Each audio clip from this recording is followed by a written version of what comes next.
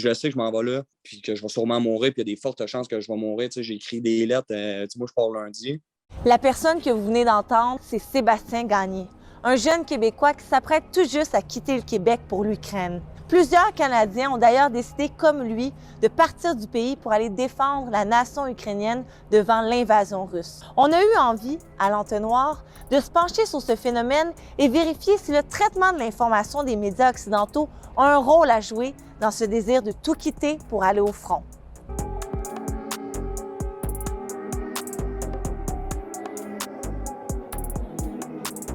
Selon Frédéric Nadeau, chercheur postdoctoral au CEPHIR, et Patrick White, professeur en journalisme à l'École des médias de l'UQAM, la couverture médiatique du Canada contribue d'une certaine manière à façonner l'opinion publique sur la guerre en Ukraine. Il y a des études qui ont très bien montré que, justement, plus on parle d'un enjeu dans les médias, plus au sein de la population, on a tendance à considérer que cet enjeu-là est important. Donc, à l'heure actuelle, nécessairement, je pense que la façon dont les médias traitent la question va nécessairement exercer une influence sur la façon dont c'est perçu et peut amener certaines personnes à vouloir prendre action, à vouloir s'engager dans ce conflit-là. La couverture est très monolithique et pro-Ukraine parce qu'on n'accepte pas l'invasion d'un pays étranger par un autre pays. Donc, la couverture favorable à l'Ukraine, à son président, qui est très médiatique également et qui utilise bien les médias sociaux.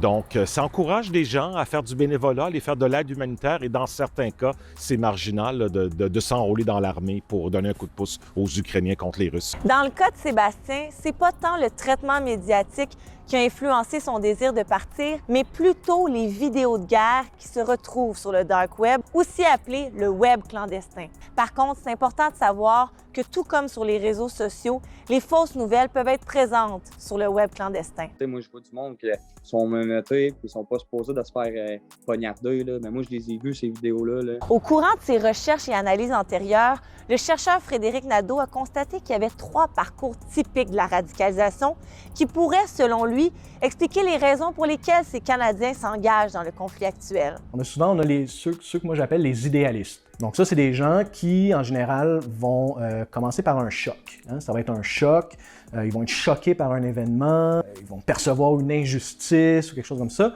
et puis ça va vraiment les faire réagir et ça va les amener à vouloir s'engager pour avoir une influence, pour changer le monde. Moi, j'ai tout le temps voulu aider le monde. Pas comme si j'étais un super-héros, parce que tu sais, j'ai pas de pouvoir, là. Je peux pas me mettre invisible puis voler. Mettons, je peux pas arrêter une balle, là. Mais tu sais, j'ai tout le temps voulu sauver le monde. Il y a le parcours aussi que, moi j'appelle contre-culturel. Ça, essentiellement, c'est des gens qui sont attirés par un certain mode de vie. Donc, dans ce cas-ci, ça peut être, par exemple, des anciens militaires qui s'ennuient de l'action, du combat, ou justement des gens qui n'ont aucune expérience là-dedans, mais qui ont envie de vivre ce mode de vie-là, d'en faire l'expérience directement. Je suis jeune, je veux faire ça, là. L'aide humanitaire, j'ai voulu faire l'armée aussi quand j'étais plus jeune. J'avais fait les tests, j'avais été accepté, j'étais même un des meilleurs du groupe. Ils m'ont refusé à cause de mon apparence. Je viens d'une famille de chasseurs. Je peux un petit peu, mettons, les trucs militaires, les trucs comme ça. Tu sais, j'ai fait beaucoup de simulations militaires. Le parcours de la quête de soi, ça, c'est essentiellement des gens qui se retrouvent dans une situation où ils ont l'impression que la vie, la société a plus de sens, en fait. Souvent des sentiments un peu dépressifs, la tristesse. Et puis, ils vont s'engager, en fait, dans ce type de mouvement-là, dans le but de redonner un sens à leur vie. Tu sais, moi, j'aime mieux donner ma vie, offrir ma vie pour sauver ce monde-là, parce que moi, je suis malheureux, tu sais, j'ai le mal de vivre, mais tu sais, j'ai les couilles de genre vouloir sauver le monde, puis d'offrir ma vie pour quelqu'un qui a le goût de vivre, tu sais. Sébastien n'est pas le seul à vouloir quitter le Québec. Le médecin de Saint-Jérôme, le docteur Julien Auger, est allé prêter main forte dans un camp de réfugiés situé à la frontière entre la Pologne et l'Ukraine. Le personnage controversé et tireur d'élite reconnu, Wally, est déjà sur les lieux. Afin d'accueillir les nombreux Occidentaux qui se sont portés volontaires pour aider l'Ukraine à se battre contre la Russie, le ministère des Affaires étrangères a créé la Légion internationale de défense territoriale ukrainienne. Selon Radio-Canada, ils sont environ 20 000 combattants étrangers, dont 1 000 Canadiens. Est-ce qu'on voyait plutôt ce même niveau de solidarité de la part des Canadiens à la population afghane quand il y avait la guerre en Afghanistan? C'est différent parce que l'Afghanistan est très loin. Ce ne sont pas des Occidentaux. Les troupes canadiennes étaient là quand même. Il y a eu beaucoup de dons. mais c'est des conflits qui remontent à plusieurs dizaines d'années dans le cas de l'Afghanistan. Je ne sais pas si c'est loin des yeux, loin du cœur, mais le fait que ce soit des Occidentaux, il y a eu plus d'intérêt avec les Québécois, les Canadiens pour faire des dons, s'impliquer. Et effectivement, en Afghanistan, la Syrie également, c'est très, très loin, c'est pas la même langue, c'est pas la même culture. Evans Mensah, sociologue et professeur à l'Université de Montréal, est du même avis que Patrick White. Il n'y avait pas le même niveau de solidarité durant la guerre en Afghanistan à cause des différences culturelles, mais aussi dû aux préjugés qui circulent dans l'espace public à l'égard de certaines communautés. Dans l'imaginaire collectif, on est parvenu à créer une association entre personnes issues du Moyen-Orient ou du Proche-Orient ou du Maghreb avec terrorisme.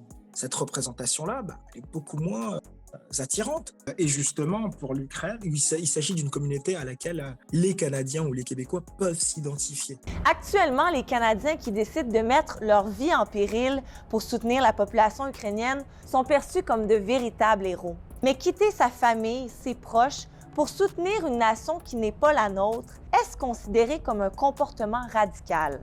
Je dirais sans aucun doute. Oui. La radicalité, la façon dont on la définit, ce qui est considéré comme étant radical, en général, c'est une idée, un comportement qui s'éloigne d'un consensus, d'une norme qui est partagée dans une société donnée à une époque donnée. Mettre volontairement sa vie en jeu, je pense qu'en ce sens-là, ça peut être considéré comme étant un geste radical. Maintenant, radical ne veut pas nécessairement dire mauvais. Donc, radical ne veut pas nécessairement dire mauvais.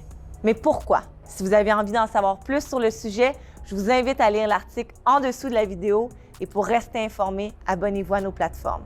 Salut!